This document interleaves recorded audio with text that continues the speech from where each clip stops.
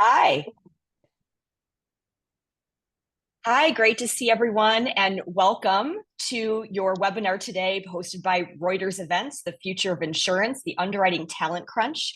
I'm Jen Kyung. I'll be your host today. We have an all-star panel. We're going to talk about critical strategies to close the gap in underwriting. We've had an overwhelming response to this topic. We've had over 500 participants on this call. But we will have this recorded so that your colleagues, if they weren't able to join, will be able to see this as soon as tomorrow. So let them know. Also want to let you know that we're going to have Q&A through this. So if you do have questions, put them in the chat and we'll reserve time at the end of the discussion to pivot over to those. And also I want to let you know that some of you, thank you, have sent questions in ahead of time.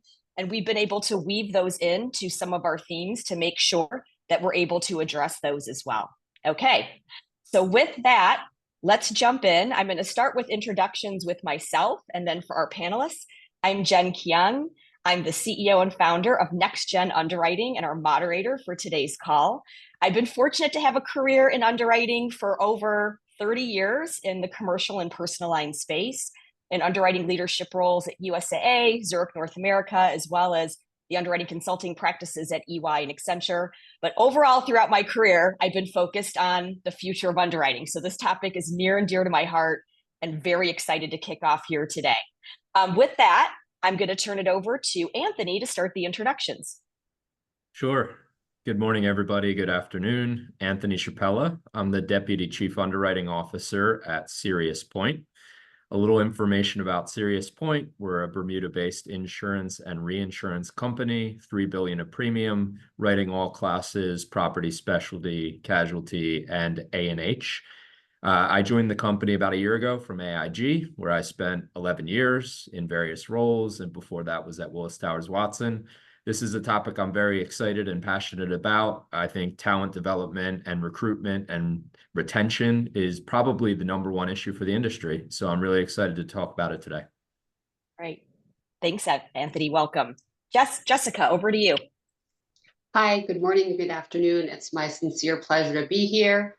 I am Jess Diffin. I lead talent for GRS North America at Liberty Mutual Insurance. We have about 5,100 employees across North America. Also very passionate about the topic, really excited to be here. Think it's one of the biggest items we have to talk about as an industry. I've been at Liberty Mutual for about 9 years. Before that, I spent 16 years in oil and gas, definitely some career transition, and started out in the staffing industry. So talent professional, born and bred, it's what I do, it's what I love, and looking forward to the discussion today. Awesome. Welcome, Jess. Thank you. Justin, over to you. Hello, everybody. Justin Smith here, Chief Economist at Applied Underwriters, which is a multi-line, predominantly casualty insurance group based out of New York. And I've had a long and fairly varied career through underwriting. I was formerly Chief Underwriting Officer here, and before that, Chief Actuary. Great. Welcome, Justin. Thanks for being here. Matt, over to you. Jen, how are you?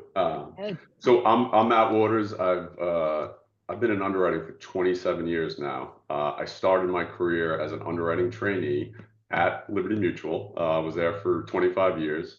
And I took a detour 2 years ago to build a business for XXL. So it's very topical for me because I'm building out an underwriting group now. We've hired a whole bunch of people in the last couple of years, a lot of Gen Z, a lot of millennial. And I'm super excited about the topic. I also have a daughter who's a sophomore in college who now all of a sudden is asking me about the trade of underwriting. So I'm gonna learn a thing or two on this call. There you go. Good job, Matt, on that. Good job. All right, Wendy. Thanks, Jen. Wendy Crosley. I am a Global Director of Underwriting, Automation, and Transformation at WTW. And I work focused on our insurance consulting and technology practice, where I lead digital underwriting transformation projects, as well as the design and development of market-leading technology for our customers, which are commercial lines carriers. Prior to that, I spent 10 years at Zurich North America, really focused on underwriting technology and preparing underwriters for those changes. So this is also a topic that is very important to me as we look at helping underwriters be more successful in leveraging tools and technologies and attracting the right talent. Great. Thank you, Wendy. Thanks for being here. Thank you. Yeah. So as you can see, we have this great panel. We're ready to dig in. We're all here. So let's start. We have a confluence of events right now in the insurance industry that we see. We have many skilled underwriters that are eligible to retire in coming years. There's significant enhancements in data and technology, including AI, that we see. We also see that there's generational shifts and evolution of employee expectations on the horizon. We're already experiencing that. And all of this is happening while we're in an extremely volatile world for underwriting, right?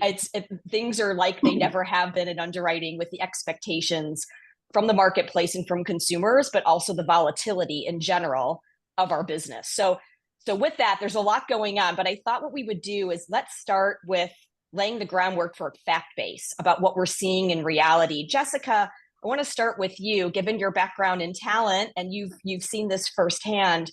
What are some of the current state reality that we're seeing in the world today? What are some of the indicators that we're seeing that tell us that this may be an issue? Yeah, thanks, Jen, for the question.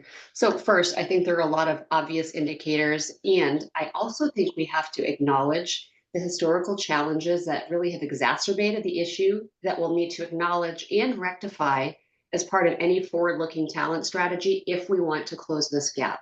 So key indicators, we keep it simple. All we need to do is look at our talent metrics. There's been a pretty big shift in the industry. If we look out 12 to 15% turnover and increasing. So we see our turn numbers starting. When I look at underwriting, most organizations are now experiencing double-digit turn in underwriting. And I know personally, 3 years ago, it didn't look like that. So the shift has been pretty pervasive and quick over these last couple of years. We also know it's taking longer to fill roles, to recruit for positions, and one that I know that will be near and dear to everybody's heart here, it costs a whole heck of a lot more to get an underwriter today because of the tight competition. We're chasing the same people. It's inflating salaries. If you add MGA and startups to that, it's compounding the salary inflation. So I think from a forward-looking perspective, key things that we're going to have to focus on. We have to, I think, first of all, acknowledge as an industry, we have an image problem. Younger workers don't see insurance, let alone underwriting, as really a destination career. So that's going to have to change. I know others on the panel, I think Justin might hit on this, but when we look at labor force predictions, what I will say is we have this interesting convergence happening right now. If anyone's heard the term silver tsunami, it's referencing the impending retirements, Jen, that you hit on. We have a lot of people in underwriting that are retirement eligible. Play that against a younger workforce now dominating most of the available labor pool. They're going to want some different things from us. As an industry, we've also underinvested in our pipeline. We no longer can have a sustainable strategy of picking from the same pool. We're going to have to make that change, or we're going to continue to feel this pinch. And lastly, I think it'd be remiss not to talk about the lasting and pervasive impact of the pandemic, particularly the impact it's had on the younger workers. It has shifted so dramatically their thinking about what they want from work and how they want to work. So those are some of the early reads, Jen, that I have that I think we're going to have to think about if we want to close this gap. Thanks, Jess. And I think I love how you laid out the fact base and the KPIs around that. I've also not heard the term silver tsunami. So it's I'll a new add one. That, right? It's a new one. I'll add that to my vocabulary. That's good. Well, okay. So Matt, I want to go over to you then on what are you seeing in reality? So Jess laid out what the numbers are telling us. You mentioned you're building a middle market team. What's the reality that you see day to day? Yeah. So, and by the way, it's interesting to me. It always has been that it is not an attractive segment to join. To Jess's point, a lot of us, I'm one of them, joined because my old man was in the business, right? What I find fascinating, at least in who we've hired, right? So we've hired probably 80, 90 people in the last 2 years. I've been very encouraged by the marketplace, and what I've realized with underwriters, and potentially given some of the shifts that we're going to chat about, the first thing is your personal brand matters. It makes a big difference. The first person I call to recruit talent, particularly to be impactful early on, is brokers. So brokers want to work with underwriters they know, they trust, and they see as a decision maker, which brings me to empowerment, right? Folks want their voice heard in underwriting. A lot of companies, and thoughtfully so, are becoming a little matrix, right? Where authority is a little vague, but the market needs to see their underwriter as empowered. And I feel that that is a major recruiting advantage of ours, but you have to mirror that with accountability, right? The other piece I would say is entrepreneurialism, right? We are essentially viewed as a startup backed by a large company with AXA. So you need people that can extend beyond their day-to-day handling of underwriting and actually contribute into a strategy, and that's attractive. Last but not least is I would say A players want to play for A leaders, right? They want people that are going to invest in their career. They're going to develop them. They're going to expose them. I don't think I kind of grew up with more of the directive style of leadership. And I think that was kind of the old school baby boom generation. This new talent pool wants to be part of the decision making. It wants to be a collaborative process. And I see that shift as well. That's great. Thank you. And I love the point around that. The A leaders want to work for the A players want to work for the A leaders. And there is a shift in leadership style that we've seen, not just in our industry, but across the board as well. And tons of opportunity there for people coming in. Maybe we shift. We had a lot of questions prior to this in the registration asking about technology and technology enablers for underwriting. And it's been everything that, questions coming in around AI, ML, large language models, how AI may help or hurt, right, the situation. So, Anthony, I wanted to start with you. What do you see are prominent enablers that are either here today already for underwriters or that you see coming or emerging for underwriters? Sure. Yeah, so I'm going to link together the last question and this question. I also want to mention I have quite a bit of silver, but I'm quite far from retirement. So I'm not part of the tsunami yet. My kids remind me all the time that I'm getting more and more silver. So, but yeah, the AI, LLMs, the industry is investing in the technology, and it's going to really change how we underwrite day in, day out. I also, to link to the last question, I think we have a marketing challenge ahead of us, because if younger people knew how exciting the industry was, I think they would be much more interested in joining us. I get out there and I talk to colleagues and prospective job candidates.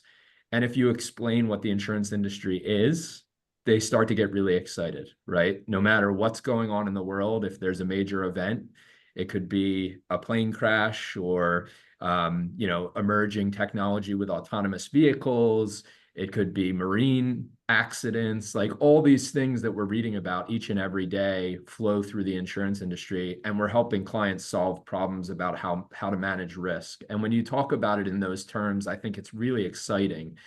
So I think we need to market ourselves much better than we have in the past. And I'll come back to the AI LLMs, which is young people are really interested in technology, right? They grew up using technology day in, day out. They want to use technology in their jobs. And so there's a huge opportunity for us because we need those skills to upgrade our platforms. And we can market ourselves as an attractive place to apply AI and LLM. And I think, we are an industry that sells contracts, right? We sell insurance policies.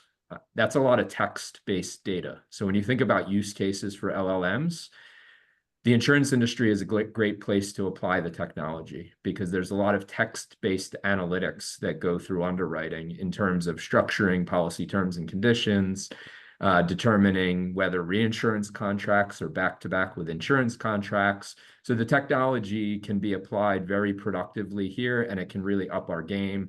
And again, I think it's about us telling the story effectively to attract new talent. Yeah, that's go ahead, Wendy, jump in.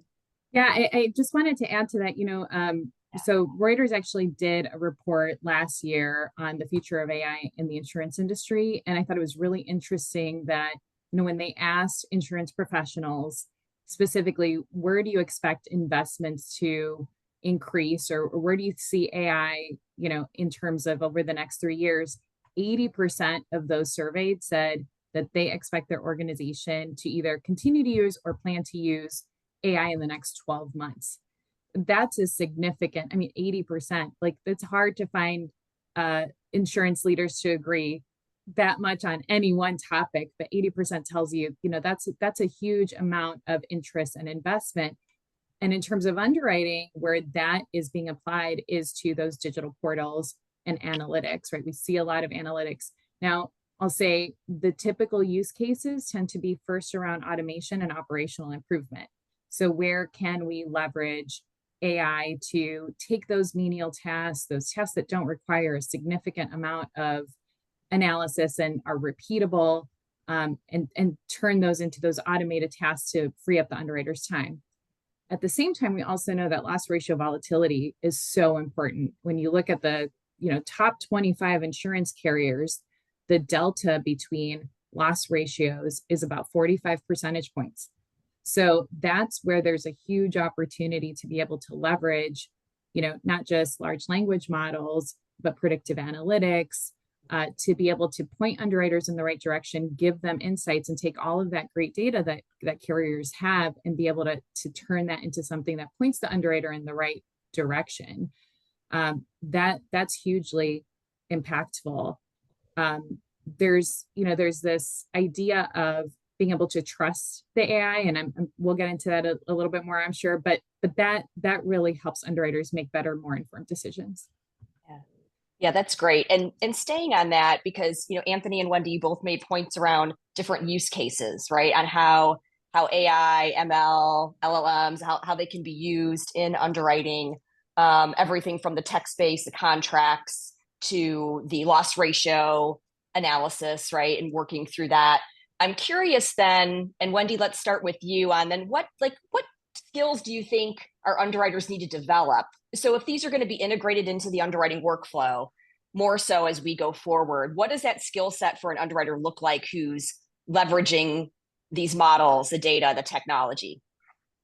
Yeah, absolutely. So first is data literacy, right? So it's the ability to understand what the model is telling me, what the data and insights, if I'm not comfortable reading charts and graphs or interpreting data, that's going to make it so that I'm not able to leverage what I'm seeing or interpret those insights. Then secondly, I would say is being able to communicate that. So turning complex data and concepts and then being able to share that with my broker, with my customer. It's not just enough to say, well, the model told me that there's a rate increase. I need to be able to articulate the why behind that and help my customer understand, what does this mean? In fact, what does this mean for you? How can we work together? And how can I help you understand why I'm making the recommendations that I'm making? What does this mean in terms of your operations? How are we better matching your risk to capital? How do we turn that into a value add for the customer? So that's hugely important. And then I think there's also some adaptability, right? So it's hugely important that the folks that we're working with and that they have the ability to adapt and to trust the AI or whatever solutions, right, we're leveraging. I really like this example of several years ago.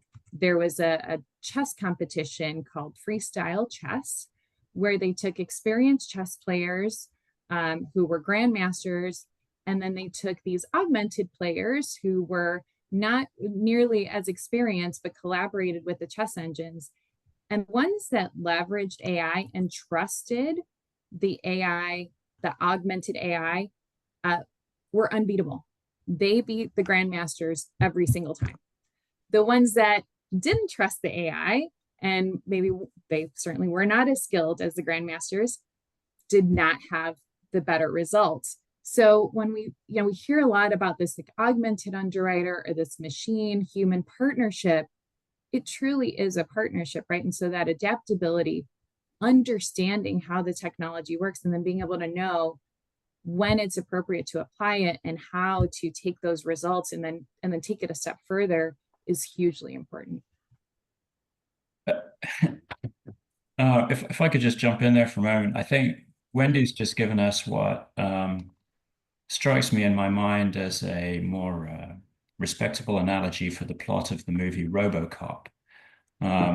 If I don't know if anybody remembers this old movie, but essentially at the start of the movie, you have human cops going out and making decisions and making mistakes. And then technology introduces an augmented cop, RoboCop. And then RoboCop later on has to face down the completely technologically driven robotic cop. And I think that's going to be the question in everybody's minds right now. If we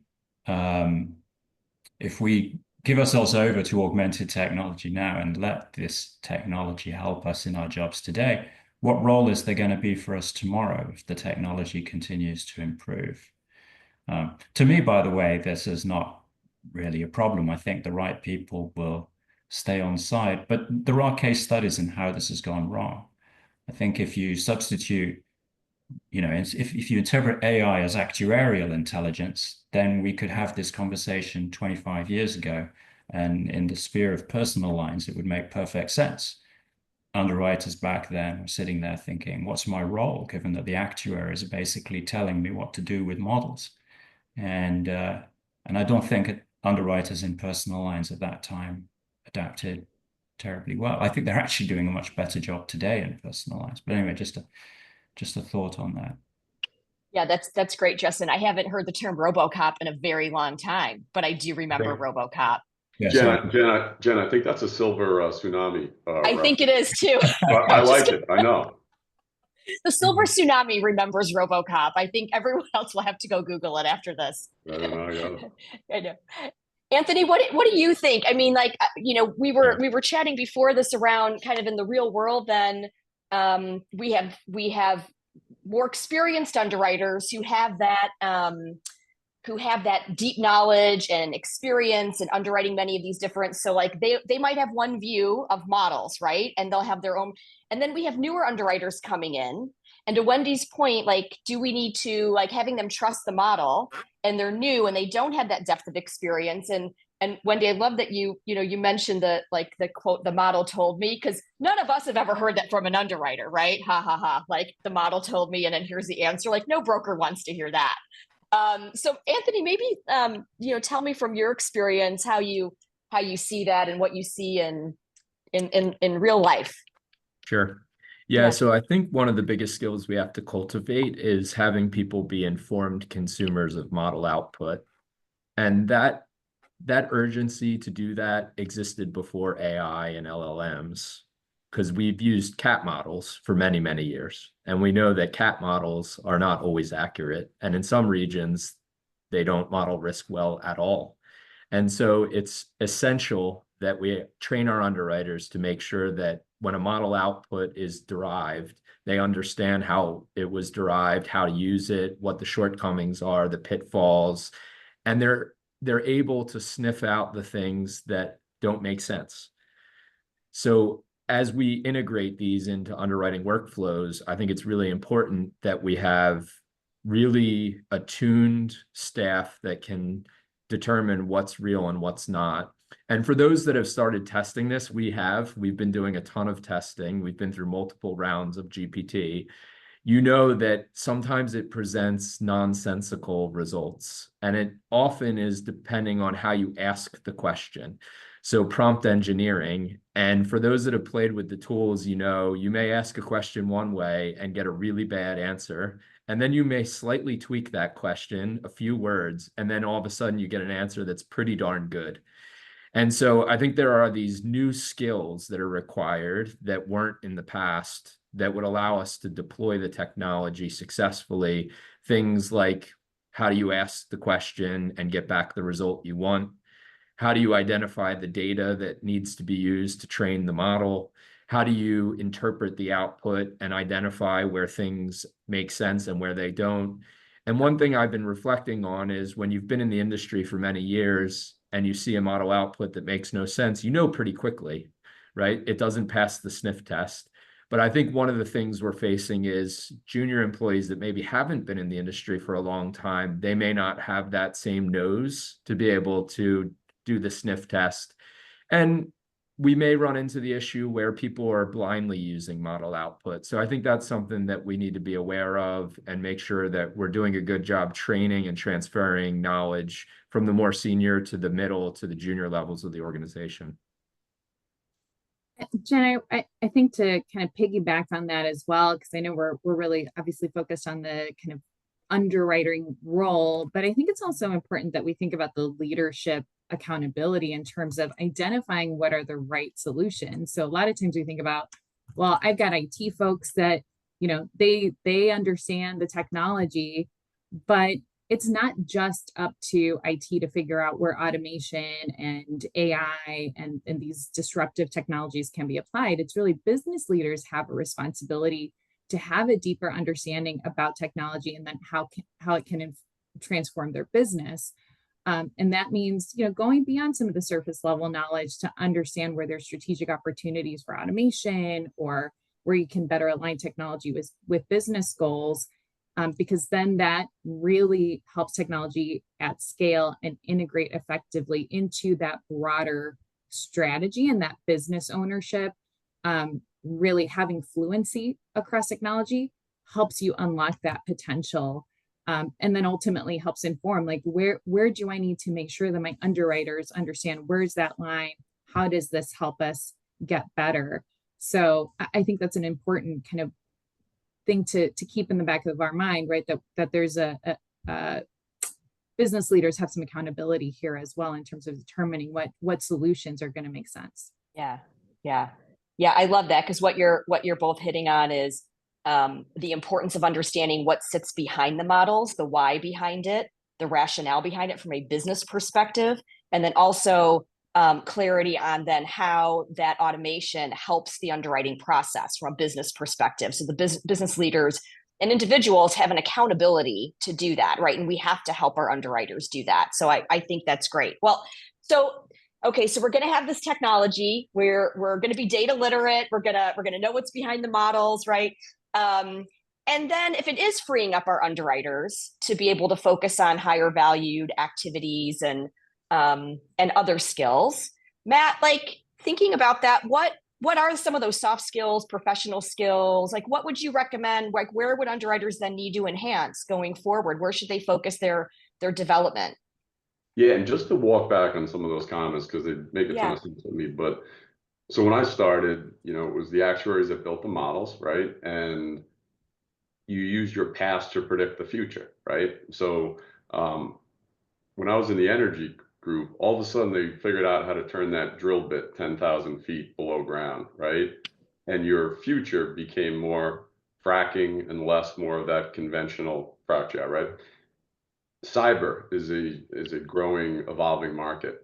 When you can no longer use your past to predict your future, then you actually have to leverage data and analytics and underwriting intelligence. And to Anthony's point, yeah, you have to adapt to the models, but you also have to integrate with the models, learn the models, challenge areas that may actually not be as predictive or statistically credible as we think. So the underwriter has now a vested interest in understanding the models and leveraging data analytics.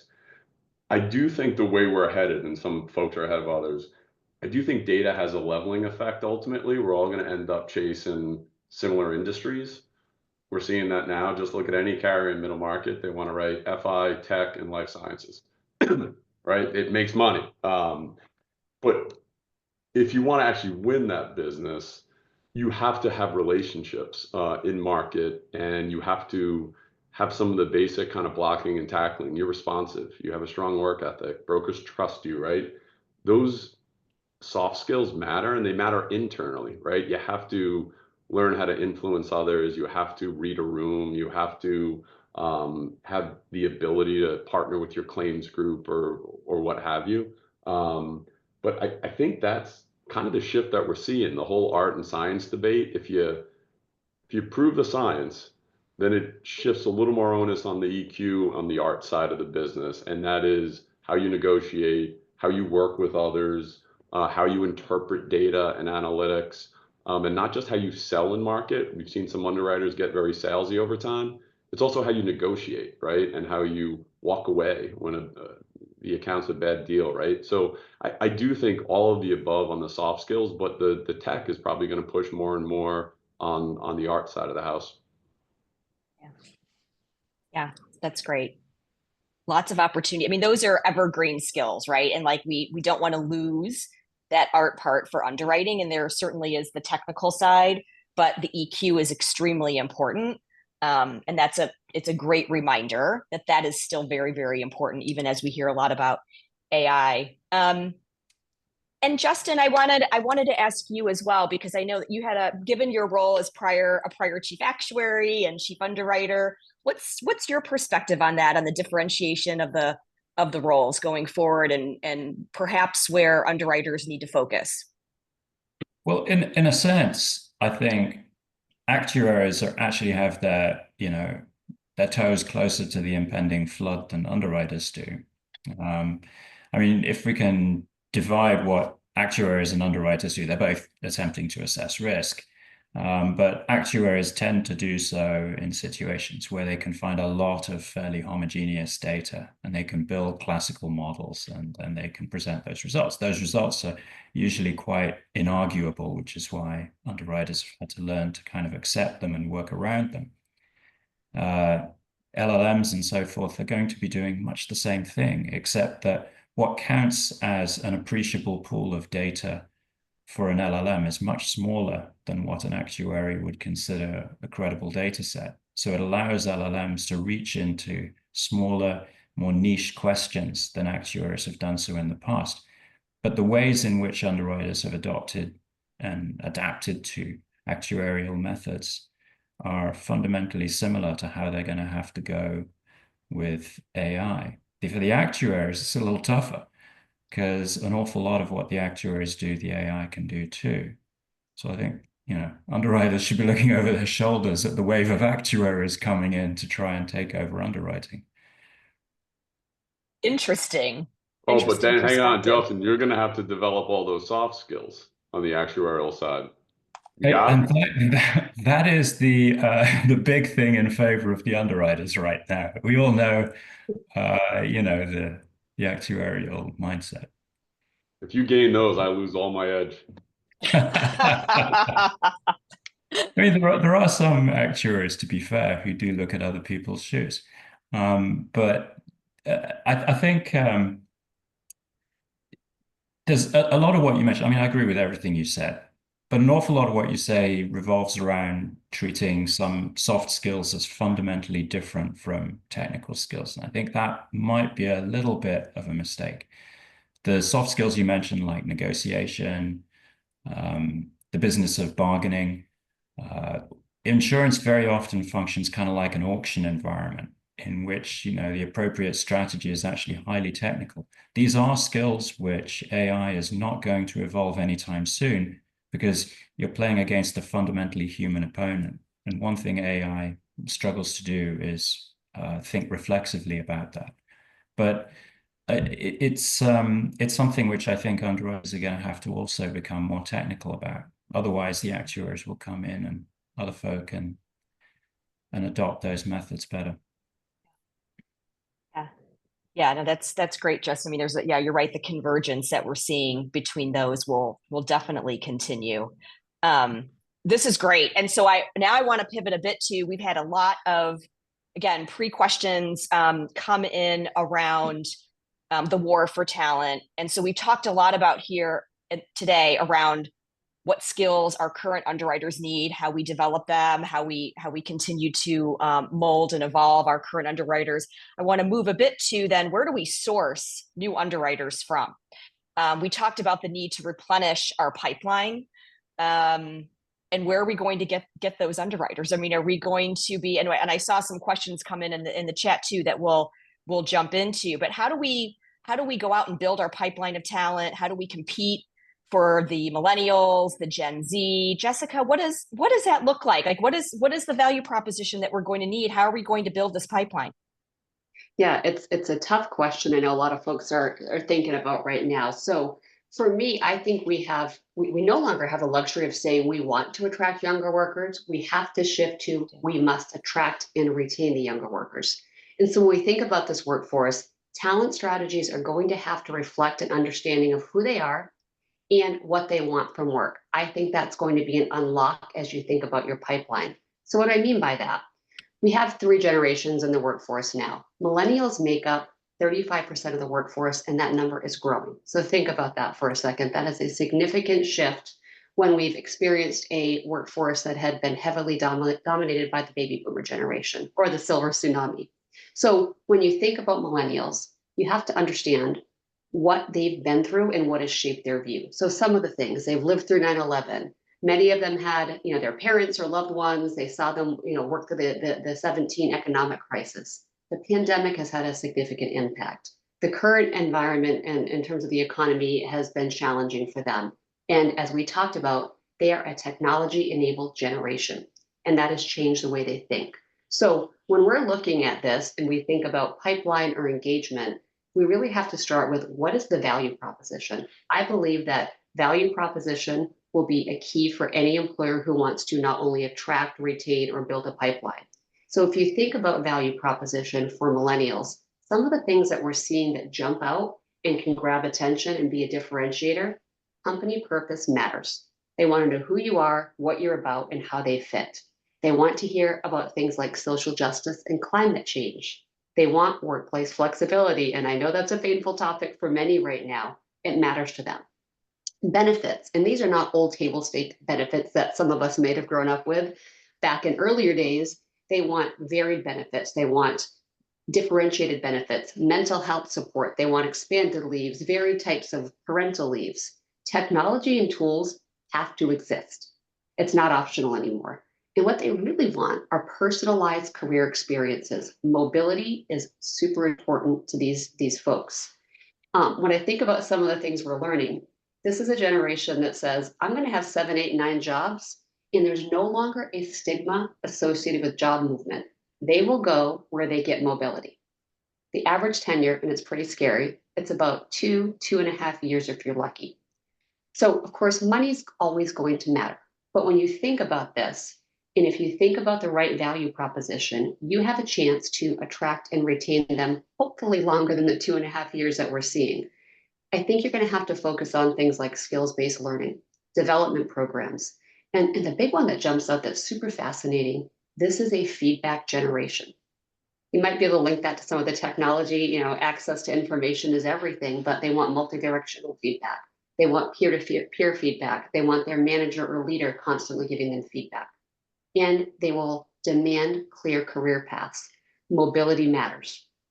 So I think what organizations are going to have to get good at in order to think about pipeline is you have to understand who's in your workforce. Use your analytics.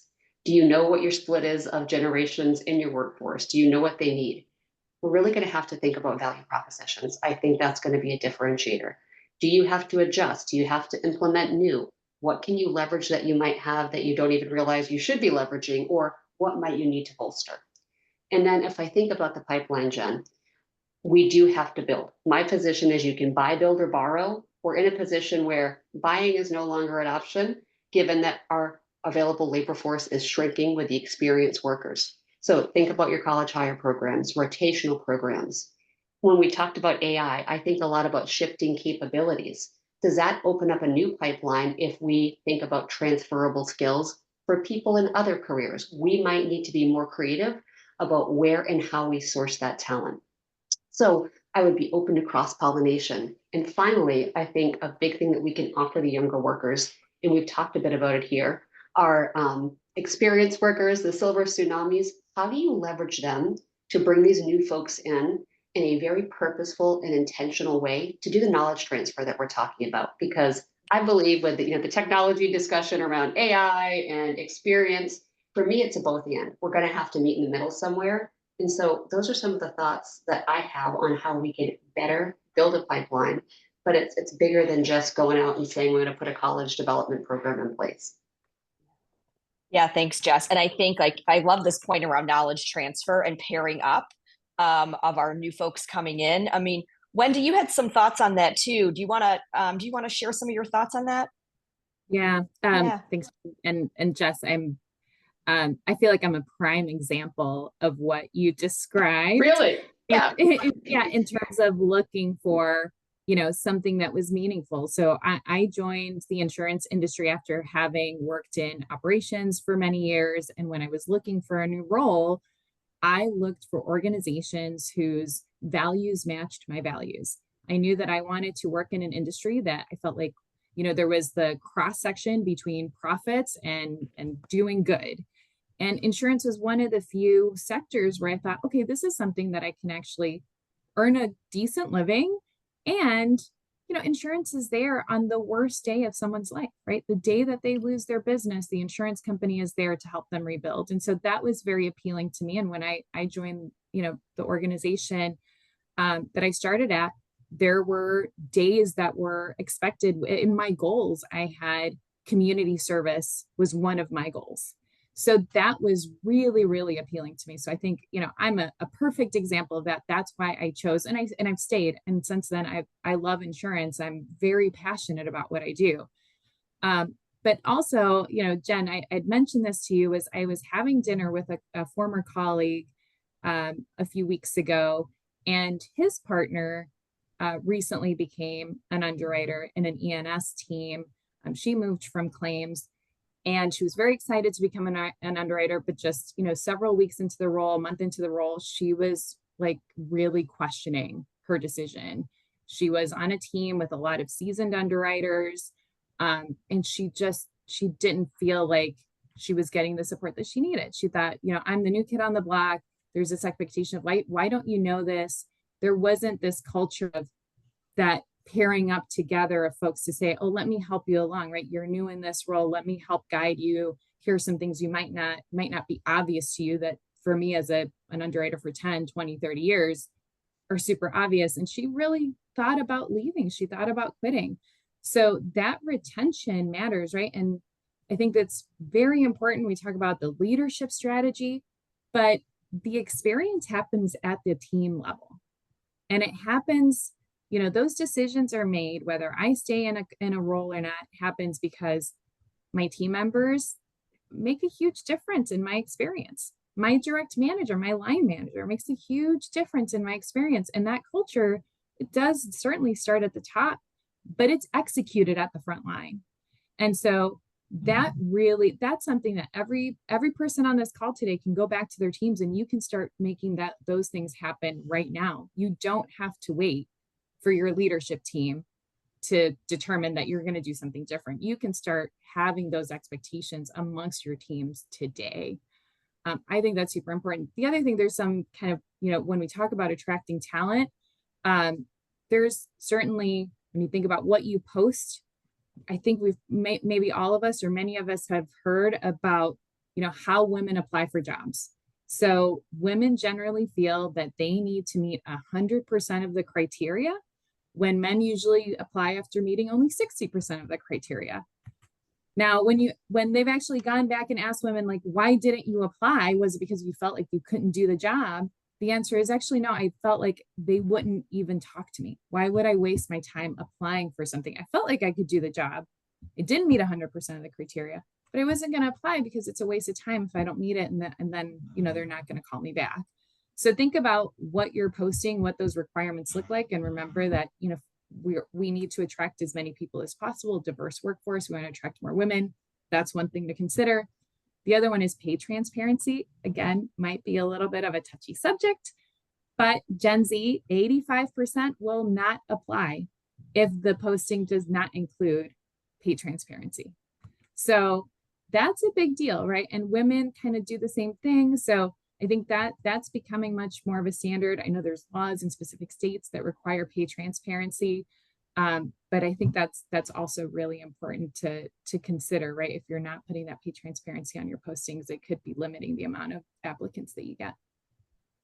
Yeah, Wendy, I love that because, with what Jess said, and then leading into what you're saying, like, we can't afford not to recruit and retain as many people. Like, we're not in that position right now, right? So we have to understand what those applicants are looking for and what's going to draw them in, and then keep them in the workplace. Like, we don't have that luxury at this point. So we need to be diverse. We need to have a wide net and bring everybody in.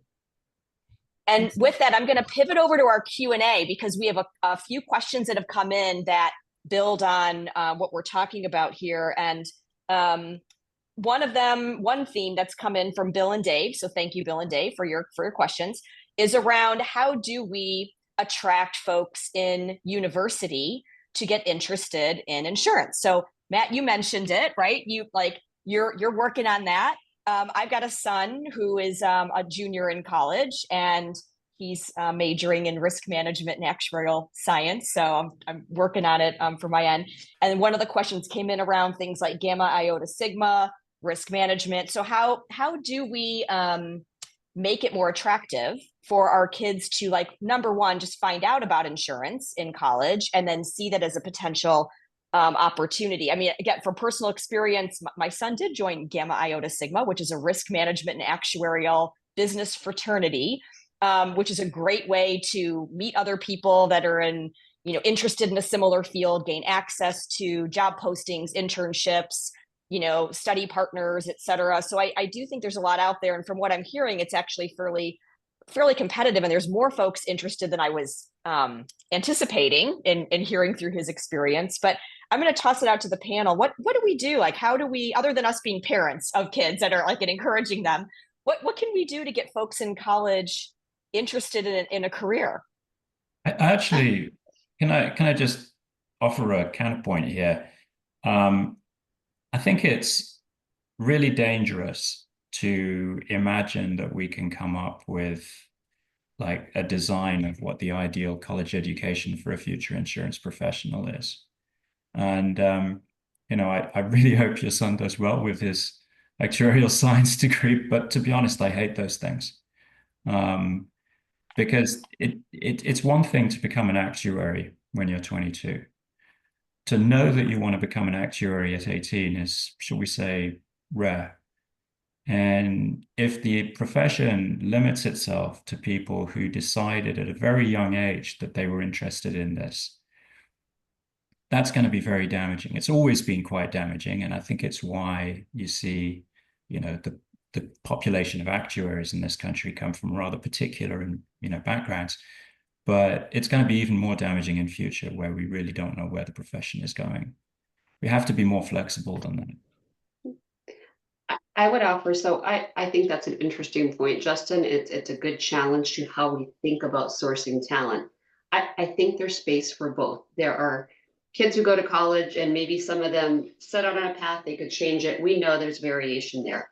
I might frame a different thought around this, which is, as we think about how the world is changing in even entry into college, thinking more dynamically about what does college mean? Trade schools, local university. There are different ways to source talent. It's not just, I must go to a prestigious university and think about where I build my pipeline. Not so different than what you're saying, Justin, which is it doesn't have to be a certain degree. I think this idea of what are capabilities and how do we spark interest? I think there's a lot you can do around campus visits. I think it's demystifying insurance, bringing real people out, and thinking more broadly about where you source. I'll give a quick example. I started out at Liberty in technology. We had a problem with how we were getting tech talent. At that time, a little different now, it was the tech crunch. You could not compete. We actually looked at our college strategy and said, we're only recruiting from X number of universities. We require this arbitrary GPA that probably really doesn't matter. Kids are learning how to code in their basement when they're 10. So we actually completely rejigged our whole strategy. We got into the colleges earlier. We went into trade schools. Eventually, we actually said, let's scratch the college degree altogether and get a lot more innovative about thinking how we responded to the dynamic that was changing in that industry. I don't think underwriting is dissimilar. Jess, I want to add to that. I actually had a colleague ping me yesterday because she knew I was going to be on this webinar. And she said, I have some feedback for you for this webinar.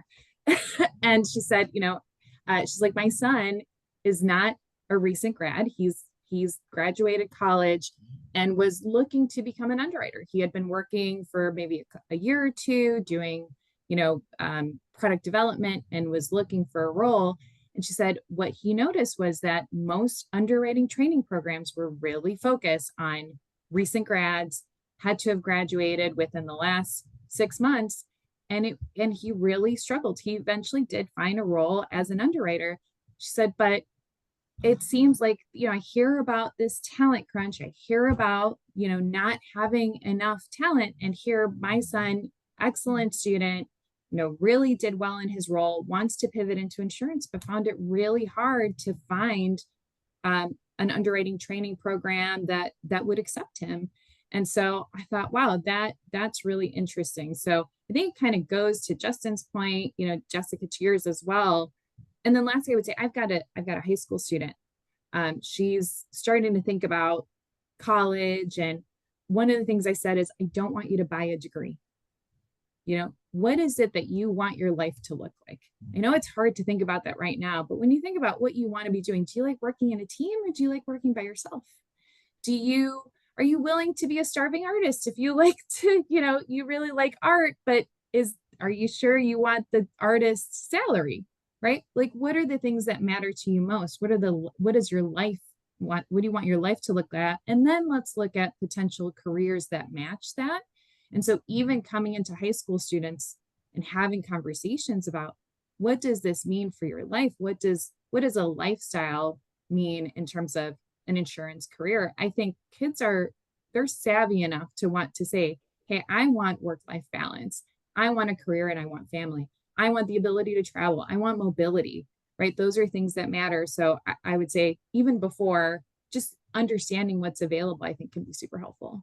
Hey, Jen, one quick thing to add. I just think, and I think there are some of these folks on the phone, but we'd be remiss not to look at the underwriting assistance. I think that has been an awesome launching pad for future underwriters, and I've seen it in practice. And college recruits, absolutely, we should be out marketing the trade and getting some good folks in the business, but I would not overlook the underwriting assistance, because in the interim of AI and data and technology kind of making us more productive, it's really been the UAs, and they get really good hands-on experience to the role. So I think that's a good talent pool as well. Great. That's great. Well, I would add one more point. Go ahead, Anthony. Just on coming back to marketing ourselves. I do think to myself, if you were to go out and talk to a teenager and say insurance, their eyes would glaze over, right? Insurance does not have a good reputation. And I think people's personal experience with insurance companies at that age in particular is quite limited. And I think if people knew the broad scope of what we do, it would be a lot more interesting. And I think about, all the new technologies, whether it's autonomous vehicles, robotics, climate change, clean energy, tech, AI, biotech. All of these things need a base of risk management and insurance. So coming to an insurance company or a reinsurance company gives you the opportunity to work in these spaces and use data. And for people that are curious and analytical, it's a fabulous place to build a career.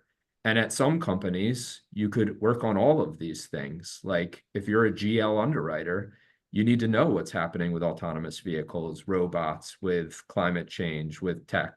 And so I think we need to recast ourselves as an industry that's fascinating. It really is. When I talk about it to my son, he had the initial reaction of eyes glazed over. But then as I was talking about like what I look at on a daily basis, he's like, wow, this is amazing. So I think we need to just spark people's understanding and curiosity and interest in a way that we really haven't done in the past. Yeah. I love that. I love that, Anthony. It is, right? Like, how do we market it? How do we talk about all the interesting, it's so complex and it's so fun to essentially run your own business as an underwriter, right? You're having to learn everything and manage your entire P&L. It's a blast. All right, we are getting close to time. So what I'm going to do is a speed round where I'm going to ask each panelist for one key takeaway that our audience can take from you. So Anthony, I'll start with you.